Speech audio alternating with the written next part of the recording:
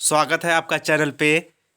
कहना चाहूँगा कि जो भी मेरे भाई बहन इस वीडियो को देख रहे हैं वो चैनल को कर ले सब्सक्राइब और अपने सीटेट के तैयारी को दे एक बेहतर विकल्प। आज की वीडियो बहुत ही इम्पोर्टेंट होने वाली है, इसलिए आप वीडियो के अंत तक बने रहिएगा। और जो आज का हमारा इम्पोर्टेंट टॉपिक है, विकास की अवधारणा एवं इसका अधिगम से संबंध। इस टॉपिक का जो निचोड़ है वो मैं आपको समझाऊंगा, जो आपको एग्ज़ाम में काम देगा और आप बढ़िया स्कोर कर पाओगे, क्योंकि ये स्कोरिंग चैप्टर है। तो आइए स्टार्ट करते हैं आज की बेहद ही इम्पोर्टेंट क्लास, विकास की अवधारणा एवं इसका अधिगम से संबंध। इस चैप्टर में हम जानेंगे कि विकास क्या होता है। विकास एक सार्वभौमिक प्रक्रिया है जो जन्म से लेकर जीवन पर्यंत तक अविराम होता रहता है, यानी विकास कभी न रुकने वाली प्रक्रिया है।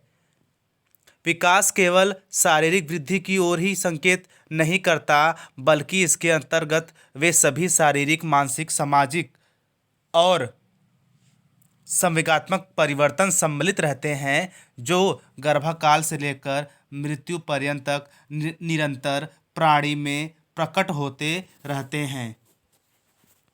साथ ही साथ विकास की प्रक्रिया में होने वाले परिवर्तन वंशानुक्रम से प्राप्त गुणों तथा वातावरण दोनों का ही परिणाम होता है, यानी एक बच्चे के विकास में वातावरण और वंशानुक्रम एक विशेष स्थान रखता है।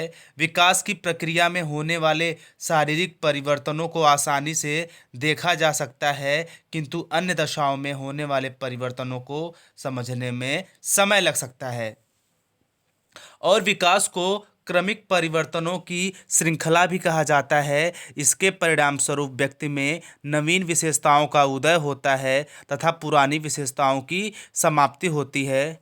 इस बात को हम ऐसे भी समझ सकते हैं कि जब बच्चा बचपन में होता है तो उसके दूध के दांत टूटते हैं और उसके स्थान पर अस्थायी दांत निकलते हैं, यानी क्रमिक परिवर्तनों की श्रृंखला व्यक्ति के विकास में, बच्चे के विकास में हमेशा तत्पर रहती है।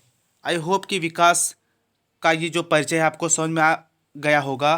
तो हम बढ़ते हैं आगे की तरफ और हम चर्चा करेंगे विकास के रूप। आप वीडियो के अंत तक बने रहिएगा, हम आपको बिल्कुल ईजी शब्दों में समझाएंगे और ये आपके दिमाग में बिल्कुल सेफ हो जाएगा। हम बात करेंगे विकास के रूप, फॉर्म ऑफ डेवलपमेंट, यानी एक बच्चे के विकास में विकास किन किन रूपों से प्रभावित करता है, इसके विषय में हम जानेंगे। और इसमें जो पहला परिवर्तन है, आकार में परिवर्तन, चेंज इन साइज। जैसा ये अपने नाम से ही स्पष्ट है कि शारीरिक विकास क्रम में निरंतर शरीर के आकार में परिवर्तन होता रहता है। आकार में होने वाले परिवर्तनों को आसानी से देखा जा सकता है। शारीरिक विकास क्रम में आयु वृद्धि के साथ साथ शरीर के आकार व भार में निरंतर परिवर्तन होता रहता है। और जो दूसरी पॉइंट है, अनुपात में परिवर्तन। विकास क्रम में पहले आकारों में परिवर्तन होता है, लेकिन वह परिवर्तन अनुपातिक होता है। प्राणी के शरीर के सभी अंग विकसित नहीं होते और न ही उनमें एक साथ परिपक्वता आती है, यानी एक जब बच्चे का विकास होता है तो वो एक क्रम से होता है और उसके अंदर परिपक्वता भी समय दर समय आती रहती है। अतः सभी अंगों के विकास का एक निश्चित अनुपात नहीं होता। इस बात को हम ऐसे समझेंगे कि जब बालक शैशवावस्था में बालक क्या होता है, स्व केंद्रित होता है, जबकि बाल्यावस्था के आते आते वह अपने आसपास के वातावरण तथा व्यक्तियों में रुचि लेने लगता है और उनसे बातचीत करने लगता है। और जो तीसरी पॉइंट है, पुरानी रूपरेखा में परिवर्तन। प्राणी के विकास क्रम में नवीन विशेषताओं का उदय होने से पूर्व विशेषताओं का लोप भी होता रहता है, यानी जो बच्चा बचपन में धीरे धीरे घिसक के चलता है, थोड़ा उसका विकास होने पर, थोड़ा बढ़ जाने पर वही बच्चा खुद के पैरों पे तेज चलने और दौड़ने और भागने लगता है। और नए गुणों की प्राप्ति। जो लास्ट पॉइंट है नए गुणों की प्राप्ति, इसमें क्या होता है कि विकास क्रम में जहाँ एक तरफ पुरानी रूपरेखा में परिवर्तन होता है, वहीं उसका स्थान नए गुण प्राप्त कर लेते हैं, जैसे कि अस्थायी दांत निकलना, अस्पष्ट उच्चारण करना, उछलना कूदना इत्यादि। तो आई होप कि यहाँ तक की वीडियो आपको समझ में आ गई होगी, और हम बढ़ते हैं आगे की तरफ, और आप वीडियो के अंत तक बने रहिएगा, जिससे आपका कॉन्सेप्ट बिल्कुल क्लियर हो सके। और जो नेक्स्ट पॉइंट है विकास के सिद्धांत, प्रिंसिपल ऑफ डेवलपमेंट। इसके अंतर हम सीखेंगे कि एक बच्चे के विकास के क्या क्या सिद्धांत होते हैं जो उसके विकास को प्रभावित करते हैं, और वह किस धारा में प्रवाहित होते हैं। इसमें जो पहली पॉइंट है, विकास एक निश्चित प्रतिरूप होता है। विकास एक निश्चित प्रतिरूप होता है। इसके अंतर्गत क्या होता है कि मनुष्य का शारीरिक विकास दो दिशाओं में होता है, मस्तिष्काबोधी दिशा तथा निकट दूर दिशा। और जो मस्तिष्काबोधी विकास क्रम होता है वह सिर से पैर की ओर होता है। कभी कभी एग्जाम में ये पूछ लिया जाता है कि मस्तिष्काबोधी विकास क्रम का आकार क्या होता है, वो किस तरह से चलता है, तो आप उसका सटीक आंसर दे सकते हैं कि वो सिर से पैर की ओर चलता है। यानी जो मस्तिष्काबोधी होता है उसमें सबसे पहले शरीर के सिर का विकास होता है, उसके बाद पैरों आदि अंगों का होता है। और जो नेक्स्ट पॉइंट है, विकास सामान्य से विशेष की ओर होता है। यानी जो विकास की दर है वो विशेष से सामान्य की ओर होता है। विकास क्रम में कोई भी बालक पहले सामान्य क्रियाएं करता है, तत्पश्चात विशेष क्रियाओं की ओर अग्रसर होता है। विकास अवस्थाओं के अनुसार होता है। Development proceed by stages. विकास क्रम में कोई भी बालक पहले सामान्य क्रियाएं करता है, तत्पश्चात विशेष क्रियाओं की ओर अग्रसर होता है। विकास का यह नियम शारीरिक, मानसिक, संवेगात्मक, सामाजिक सभी प्रकार के विकास पर लागू होता है। विकास अवस्थाओं के अनुसार होता है। विकास अवस्थाओं के अनुसार होता है। सामान्य रूप से देखने पर ऐसा लगता है कि बालक का विकास रुक रुक कर हो रहा है, परंतु वास्तव में ऐसा नहीं होता। विका जो एक बच्चे के बालक का विकास है वो उसकी अवस्थाओं के अनुसार होता रहता है। और जो नेक्स्ट पॉइंट है, विकास में व्यक्तिगत विभेद सदैव स्थिर रहते हैं। इसका क्या मतलब है? प्रत्येक बालक की विकास दर तथा स्वरूपों में व्यक्तिगत भिन्नता पाई जाती है। उदाहरण के लिए, जिस बालक में शारीरिक क्रियाएं जल्दी उत्पन्न होती हैं वह शीघ्रता से बोलने लगता है। जिनके भीतर सामाजिक क्रियाओं का विकास मंद गति से होता है उनका विकास देर से होता है। अतः प्रत्येक बालक में शारीरिक व मानसिक विकास की योग्यताएं भिन्न भिन्न होती हैं। इस कारण समान आयु के दो बालक व्यवहार में समानता नहीं रखते। और जो अगली पॉइंट है, विकास की गति में तीव्रता या मंदता होती है। यानी किसी भी प्राणी का विकास सदैव एक ही गति से आगे नहीं बढ़ता, उसमें निरंतर उतार चढ़ाव होते रहते हैं। और जो अगली पॉइंट है, विकास में विभिन्न स्वरूप परस्पर संबंधित होते हैं। इसका क्या मतलब है? किसी भी प्राणी का विकास सदैव एक ही गति से आगे नहीं बढ़ता, उसमें निरंतर उतार चढ़ाव के साथ साथ विकास, परिपक्वता और शिक्षण का परिणाम भी उसके साथ लगा रहता है। इसमें क्या होता है कि बालक का विकास चाहे शारीरिक हो या मानसिक, वह परिपक्वता व शिक्षण दोनों का परिणाम होता है। इस बात को मैं थोड़ा और सहज कर देता हूँ। परिपक्वता से तात्पर्य क्या है कि परिपक्वता से तात्पर्य व्यक्ति के वंशानुक्रम द्वारा शारीरिक गुणों का विकास, और शिक्षण और अभ्यास परिपक्वता के विकास में सहायता प्रदान करते हैं। और इसके साथ साथ विकास एक अविराम प्रक्रिया है जो जीवन पर्यंत कभी नहीं रुकती, और यह शारीरिक विकास गर्भावस्था से लेकर परिपक्वावस्था तक निरंतर चलता रहता है। आई होप कि यहाँ तक की वीडियो आपको बिल्कुल समझ में आ गई होगी, और हम आगे चलते हैं और आप वीडियो के अंत तक बने रहिएगा, आपका कॉन्सेप्ट बिल्कुल क्लियर होगा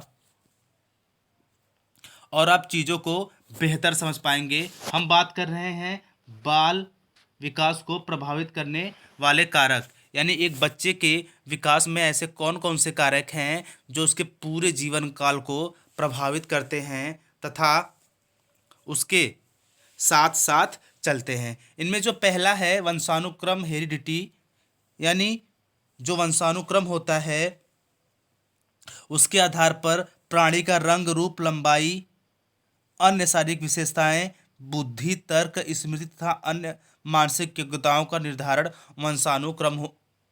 के कारण ही एक बच्चे में होता है। यानी कि प्राणी का रंग रूप उसके वंशानुक्रम के द्वारा निर्धारण होता है।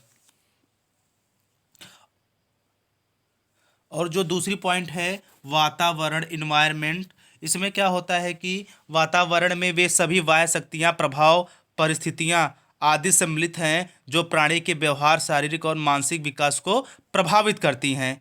आहार, न्यूट्रिशन, माँ का आहार गर्भकालीन अवस्था से लेकर जन्म के उपरांत तक शिशु के विकास को प्रभावित करता है। आहार की मात्रा की अपेक्षा आहार में विद्यमान तत्व बालक के विकास को अधिक महत्वपूर्ण ढंग से प्रभावित करते हैं। और जो नेक्स्ट पॉइंट है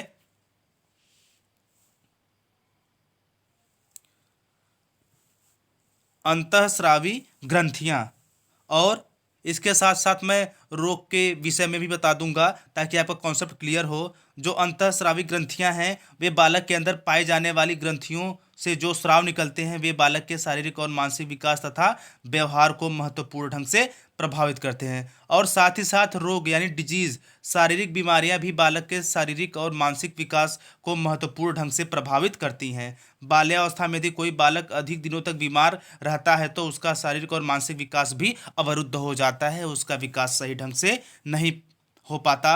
और जो नेक्स्ट पॉइंट है बुद्धि, इंटेलिजेंस, इसमें क्या होता है कि बालक का बुद्धि भी एक महत्वपूर्ण कारक है जो बालक के शारीरिक और मानसिक विकास को प्रत्यक्ष या प्रत्यक्ष रूप से प्रभावित करता है। तीव्र बुद्धि वाले बालकों का विकास मंद बुद्धि वाले बालकों की अपेक्षा तीव्र गति से होता है। दुर्बल बुद्धि वाले बालकों में बुद्धि की विकास तीव्र बुद्धि वाले बालकों की अपेक्षा मंद गति से होता है। और जो अगली पॉइंट है यौन यानी लिंग, सेक्स, यौन भेदों का भी शारीरिक और मानसिक विकास पर प्रभाव पड़ता है। जन्म के समय लड़कियां लड़कों की अपेक्षा कम लंबी उत्पन्न होती हैं, परंतु वह संधि अवस्था के प्रारंभ होते ही लड़कियों में परिपक्वता के लक्षण लड़कों की अपेक्षा शीघ्र विकसित होने लगता है। यानी लड़कियों में परिपक्वता लड़कों की अपेक्षा जल्दी आती है। तो आई होप यहाँ तक का कि वीडियो आपको बिल्कुल समझ में आ गई होगी। और हम आगे बढ़ते हैं। जो नेक्स्ट पॉइंट है विकास की विभिन्न अवस्थाएं, इसमें हम सीखेंगे बच्चे के विकास में किस अवस्था में कौन से परिवर्तन होते हैं और उसका समय काल क्या होता है। तो वीडियो आप बिल्कुल ध्यान से सुनिएगा, ये आपके लिए बहुत ही इम्पोर्टेंट होने वाली है। तो इसमें जो पहला है गर्भकालीन अवस्था, जो चलता है गर्भाधान से लेकर जन्म तक। यह अवस्था गर्भाधान से जन्म के समय तक माने जाने वाली अवस्था है। इस अवस्था में कुछ प्रमुख लक्षण हैं जिन्हें हम देख और महसूस कर सकते हैं। इसमें क्या होता है, इस अवस्था में विकास की गति अन्य अवस्थाओं से तीव्र होती है। समस्त रचना, भार और आकार में वृद्धि तथा आकृतियों का निर्माण इसी अवस्था में होता है। और इस अवस्था में होने वाले जो परिवर्तन होते हैं वो शारीरिक होते हैं, यानी इस अवस्था में शारीरिक रूप से परिवर्तन होता है। और जो सेकेंड स्टेज है शैशवावस्था, जो जन्म से लेकर 15 दिनों तक होती है। इसमें क्या होता है, जो शैशवावस्था है इसको समायोजन की अवस्था भी कहा जाता है। उसकी उचित देखभाल के द्वारा नए वातावरण के साथ समायोजन माता पिता द्वारा किया जाता है। यानी एक बच्चे का जो समायोजन होता है वो उसके पेरेंट्स के द्वारा किया जाता है। और जो नेक्स्ट पॉइंट है बचपना अवस्था यानी बेबीहुड, यह अवस्था 2 सप्ताह से लेकर 2 वर्ष तक चलती है। यह अवस्था दूसरों पर निर्भर होने की अवस्था है, यानी कि दूसरों पर निर्भर होने वाली अवस्था बेबीहुड यानी बचपना अवस्था है। संवेगात्मक विकास की दृष्टि से इस अवस्था में बच्चे के भीतर लगभग सभी प्रमुख संवेग जैसे प्रसन्नता, क्रोध, प्रेम, घृणा आदि विकसित होने लगते हैं।